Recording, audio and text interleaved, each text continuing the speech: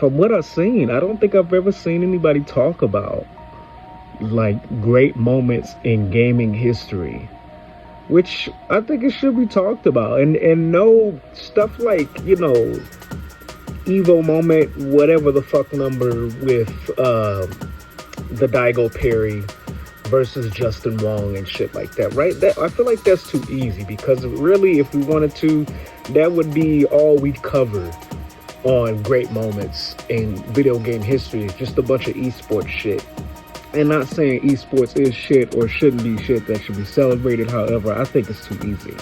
When you think about great moments in gaming history, you got to think about something, and it doesn't have to be exclusively single player, but you got to think about something within the gaming community or the franchise of games that have really stood out and made like a lasting mark, right? Just something so goddamn outlandish and outrageous that, you know, you'll be talking about it if you was there, right? Like a quick example for me is, if you don't know what Haloid is, if you don't know what Dead Fantasy is, or if you're not even familiar with the name of Monty Ohm, then you just might be too young, right? Either that or you're uncultured. What do y'all think would be a great moment in video game history? I'll give a quick example. One for me is when Nero in Devil May Cry finally got his devil trigger. Devil May Cry is definitely an interesting series. If Dante's screaming to the heavens, "I wanted to be the one to fill your dark heart with light," doesn't strike familiarity in your heart, once again, you're either uncultured or just way too young. And it's okay, I understand that. I'm not saying that as a jab, because nowadays I hear motherfuckers go around talking about some skibbity toilet riz, and I just be looking so goddamn perplexed to where I be going to try and look this shit up online, and I still don't understand. They tell me what it is right there, and I still don't understand. So I get that. That's cool. Devil May Cry is definitely known as one of those Shakespearean video game titles to where everything is over the top. From you got the combat, all the way to the storyline, all the way to the background elements. I mean, everything about this game says dramatic and drama.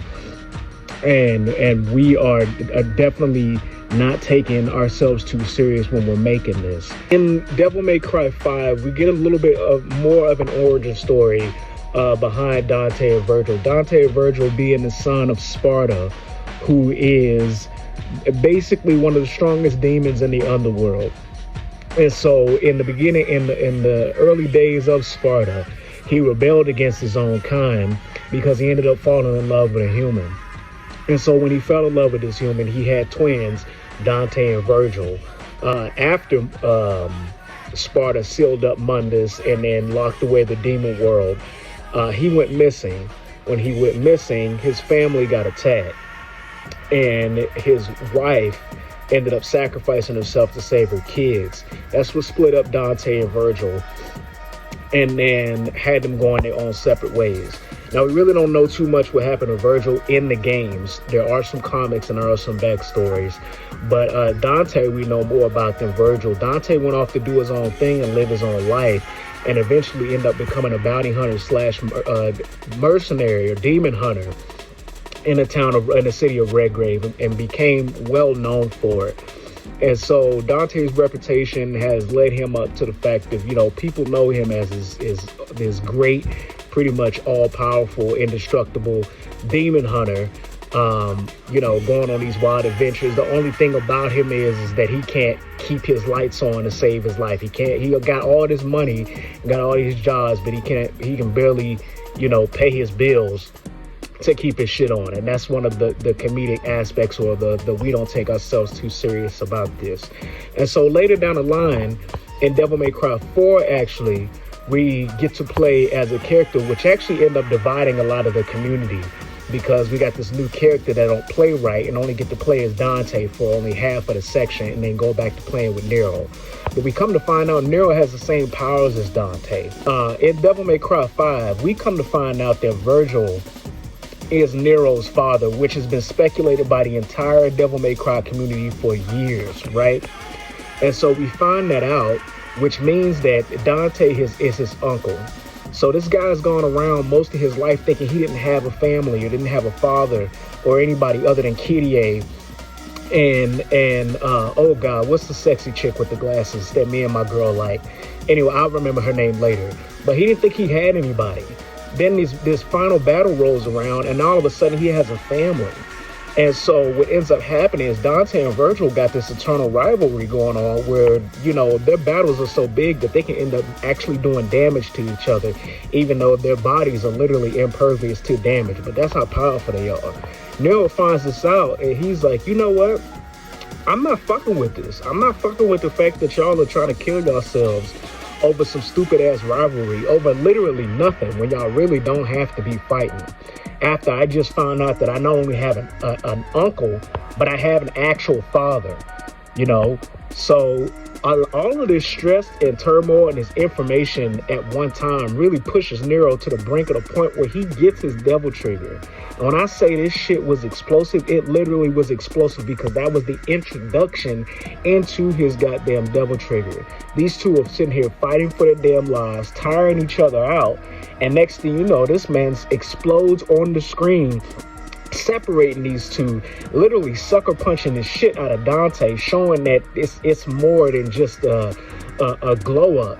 This is an actual, like, you know, I'm closing a power gap between me and y'all. Like, we're actually doing this, and we're on this point.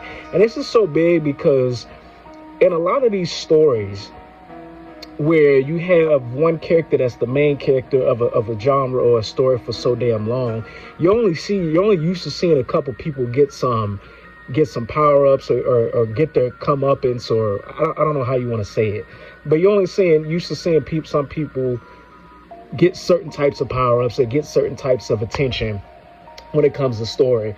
This is why so many people, and if not so many people than myself, get so upset when it comes to Dragon Ball, because all we're used to seeing is Goku getting all these power-ups, and if somebody else does get a power-up, then this motherfucker gets skyrocketed to the sky, to where the leveling and the power gaps are so insignificant, or he's no different the whole planet all over again, right?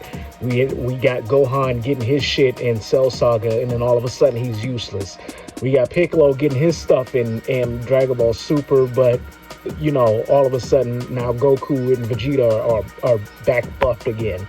And so it was really big and iconic for Nero to get his shit, because not only was it like, oh snap, somebody else has got a chance to be at the forefront, but his devil trigger actually looks pretty cool. You know, he's got the spectral ethereal wings on the back that are actually like these big ass demon hands that helps him further use his devil bringer, since he lost it in the beginning of the story due to his damn daddy ripping his arm off. Like, it was so iconic. And then to see him stop these two from killing themselves with his own power that he gained on his own, just by, you know, discovering that, hey, I got a family now. Like, I got actually people that I can rock with that kind of understand the stuff that I've been going through, right? You know, I think that's an iconic moment in gaming history. So I don't know if I might do more of these.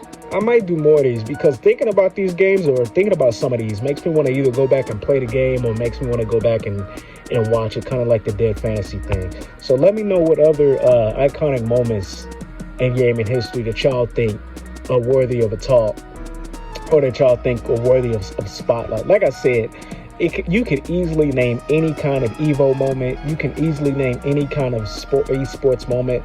But I feel like they do that already. And it's so saturated to the point where almost anything could be an esports moment. And that's not to say I can sit my ass up there and easily do what they do.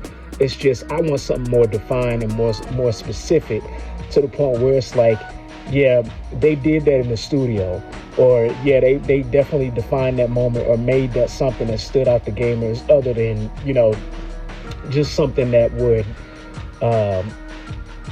be seen at like a conference, or seen at like a tournament or some shit like that. So let me know what y'all think in the comments, and then I'll see y'all on the next one. Peace out.